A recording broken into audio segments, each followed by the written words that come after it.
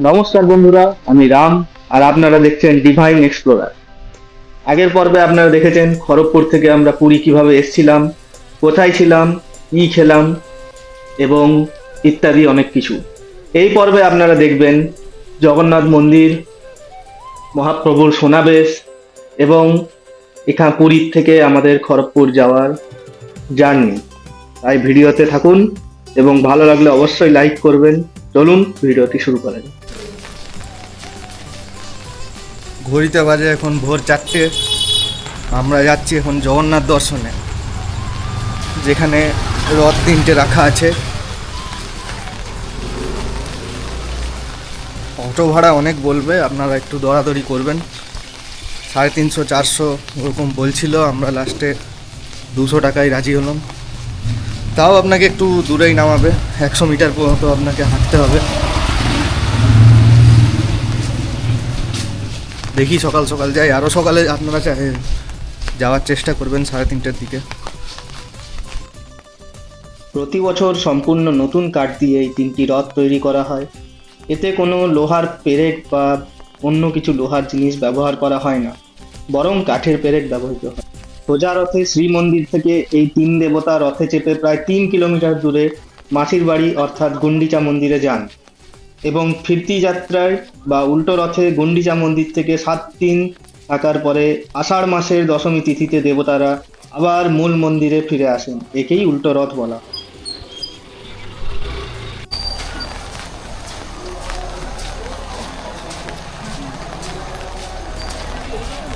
এই একদম রথের সামনে আমরা পৌঁছে গেলাম।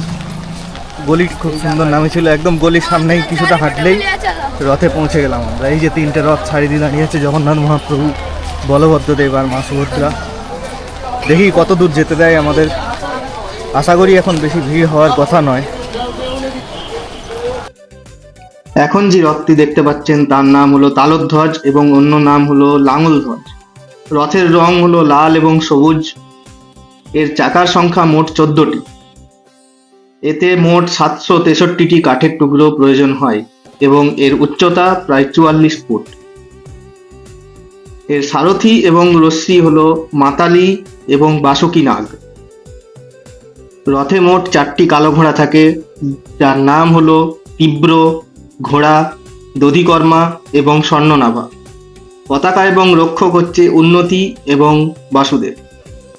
এখন যে রথটি দেখছেন সেটি হলো দেবী সুভদ্রার রথ, যা দর্পদলন এবং অন্য নাম হলো দেবদলন বা পদ্মধ্বজ। রথের রং হলো লাল এবং কালো। রথের চাকার সংখ্যা মোট 12টি।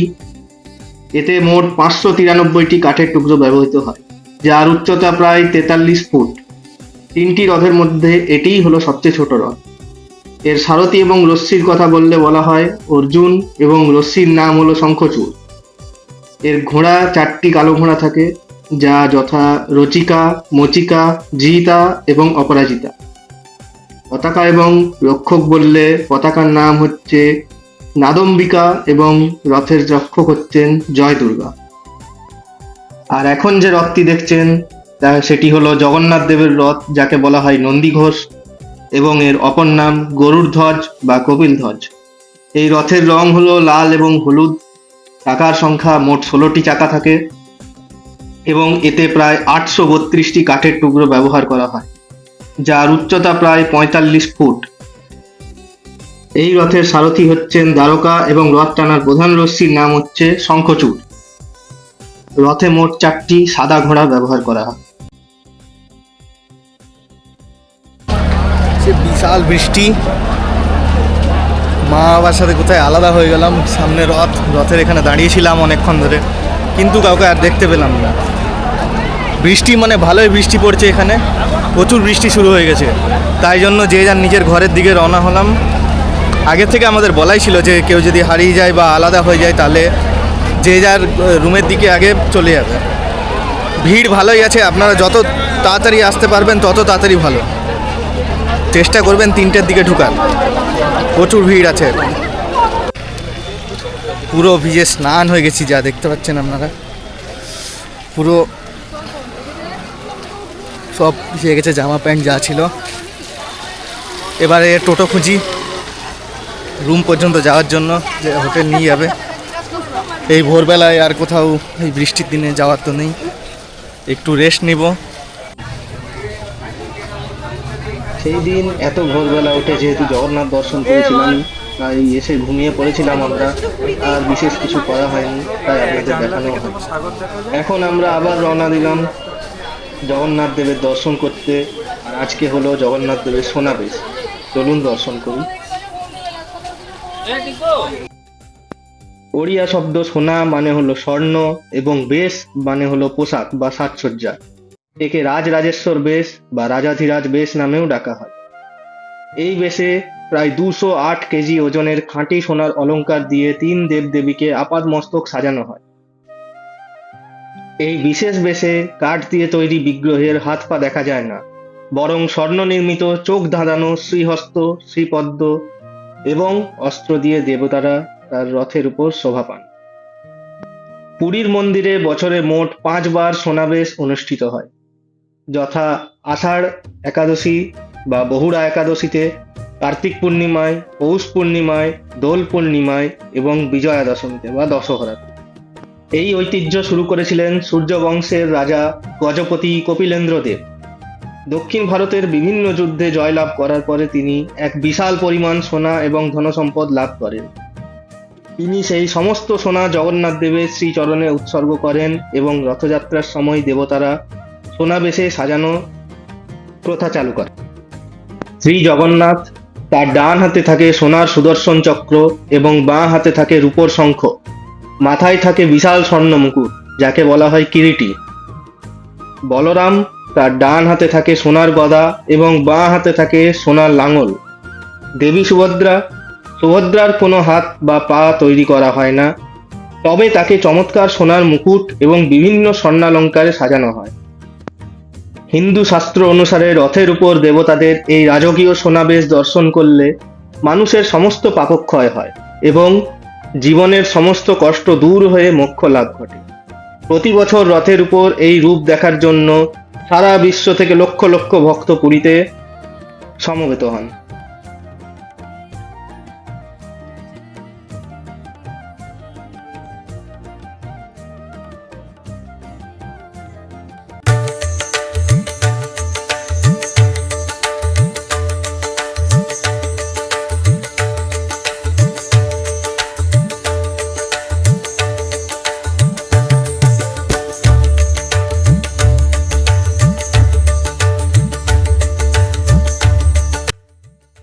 রথের সময় খাজা কেনার লাইন দেখুন একবার, দেখুন শুধু তাকে। গাঙ্গুরাম সুইটস, এটি যেটি ভারত সেবাশ্রম সংঘের পাশেই আছে ঠিক সর্বদ্বারে, এবং এটি সমুদ্রের সামনের গাঙ্গুরাম, দুটোতেই একই অবস্থা।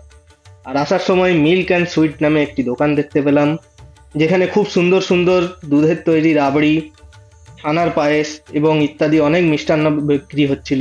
ভিড়ও প্রচুর ছিল ওখানে, দেখার মতো। সন্ধেবেলায় সমুদ্রের ধারে আস্তে আস্তে আমাদের চোখে পড়লো একটি সুন্দর ছোট্ট করে মেলা বসেছে সমুদ্রের ধারে, তাই চলে এলাম ওই মেলাটি দেখতে। চলুন আপনাদেরও ঘুরিয়ে দেখাই মেলাটি কিরকম, কি কি আছে এবং কি কি করতে পারবেন এখানে।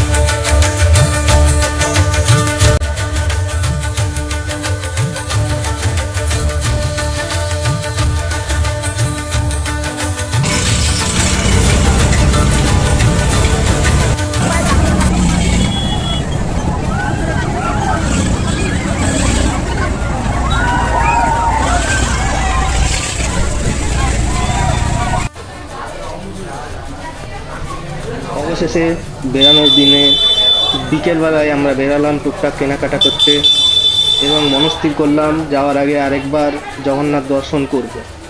তার আগে টুকটাক কিছু কেনাকাটা চলছিল।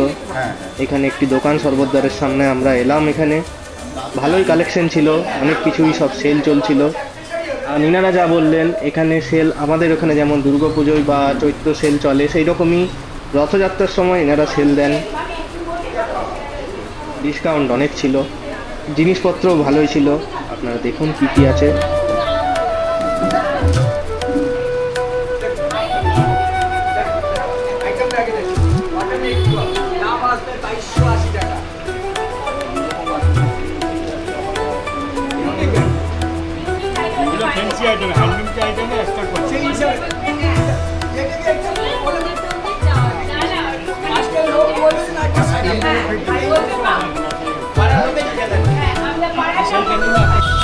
বিকেলে মন্দির আসার সময় একটি টোটো পেয়ে গেছিলাম এবং টোটো এখানে নামাবে আপনাদের একদম থেকে ঠিক 2 মিনিটের রাস্তা, 1 মিনিট মতো রাস্তা, 1 মিনিট মতো রাস্তা। ওই যে বললাম 2 মিনিট মতো হাঁটতে হবে। 2 মিনিট পরে আমরা চলে এসেছি এখন মন্দিরের সামনে। এই যে সামনে মন্দির দেখা যাচ্ছে।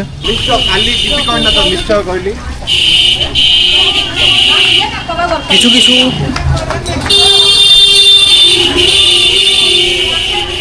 কিছু কিছু টোটো আবার আসছেও দেখছি।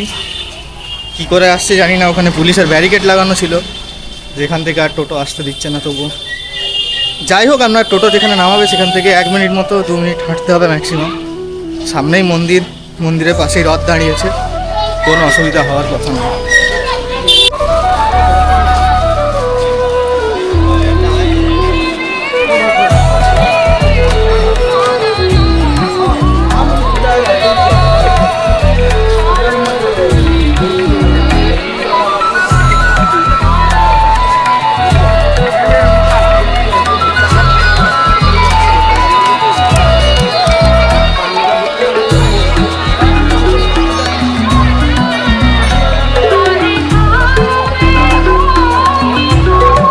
সামনেই জগন্নাথ মন্দির, ধ্বজা দর্শন করে নিন একদম মুখের সামনে।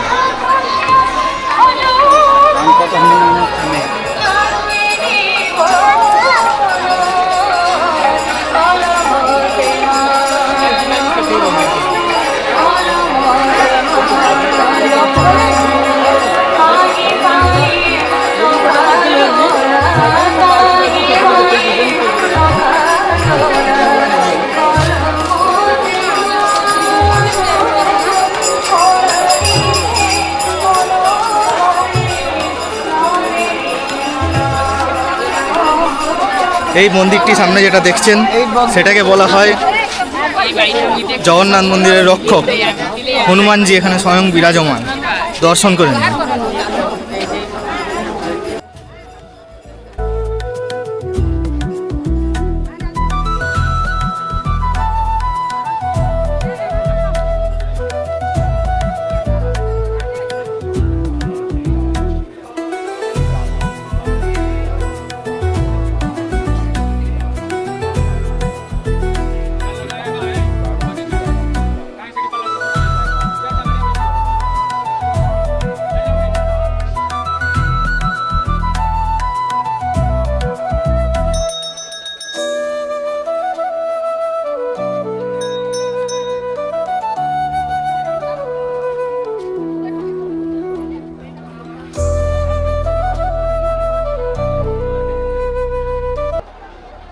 দুপুরবেলা 3:30-র সময় আমরা এসছিলাম।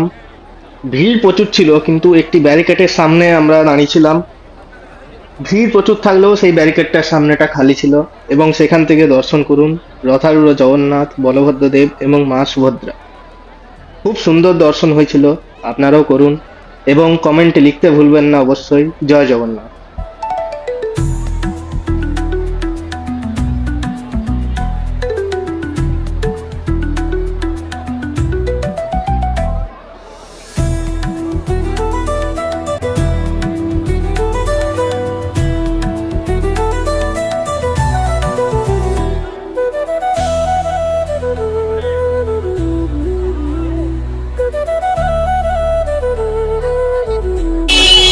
আমি বলবো আপনারা যেমন হেঁটে এসছেন সেরকম হেঁটেই যাওয়ার চেষ্টা করুন, কারণ আসার সময় আমি যেটা এলাম 200 টাকা, এমনিতে যেটা 100 টাকা নেই সেটা 200 নিল এখন, ঠিক আছে।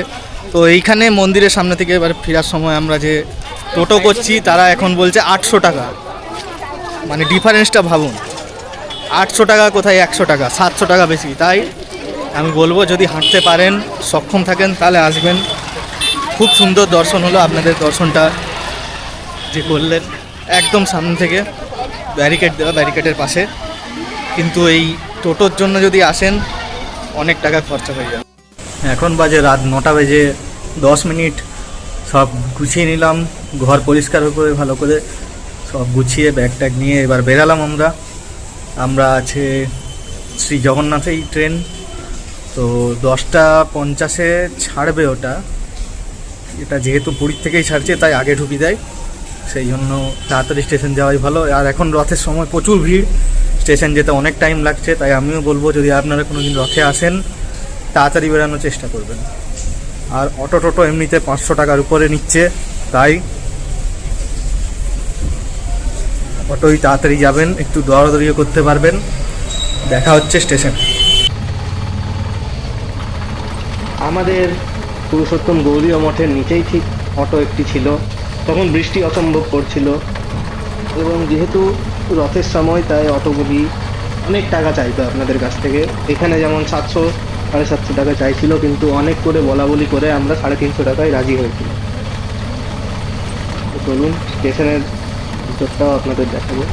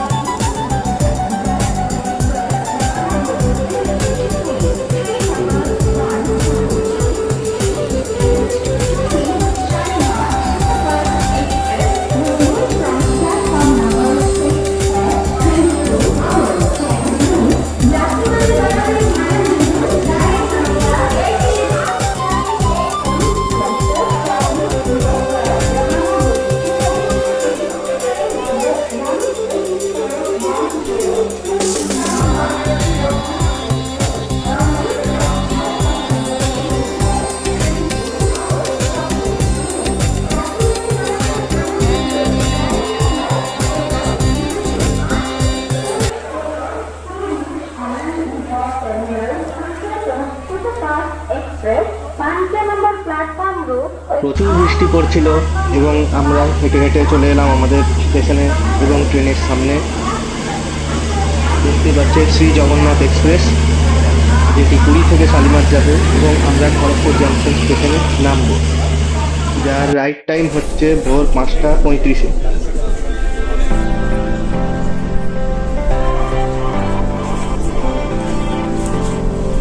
এই যে আমার বেড, 17 নম্বর সাইড লোয়ার। এটাই আমার খড়গপুর পর্যন্ত গন্তব্যের সিট। আর আমার মা আর বাবার 33-34 ওইদিকে। আমার কোচ হচ্ছে A2। তো আপাতত এটা এখন ফাঁকাই আছে, দেখি এখন লোক উঠবে, তাড়াতাড়ি এসছি যদিও। অসম্ভব বৃষ্টি, অসম্ভব মানে অসম্ভব। আপনারা চেষ্টা করবেন যত তাড়াতাড়ি পারবেন তত তাড়াতাড়ি আসা। আর অটো থেকে আস্তে আস্তে মোটামুটি 45 মিনিটের উপর লেগেছে, এত জ্যাম। রথে যদি কোনো সময় আসেন চেষ্টা করবেন যত তাড়াতাড়ি সম্ভব বেরোনোর। ভিডিওটি ভালো লাগলে অবশ্যই একটি লাইক করবেন এবং আপনার মতামত কমেন্টে জানাতে ভুলবেন না। আর এমন সুন্দর আরও ভ্রমণের সঙ্গী হতে এখনই ডিভাইন এক্সপ্লোরার চ্যানেলকে সাবস্ক্রাইব করুন এবং পাশে থাকা বেল আইকনটি ক্লিক করুন। আবার দেখা হবে নতুন কোনো জায়গায়, ততক্ষণের জন্য বিদায়।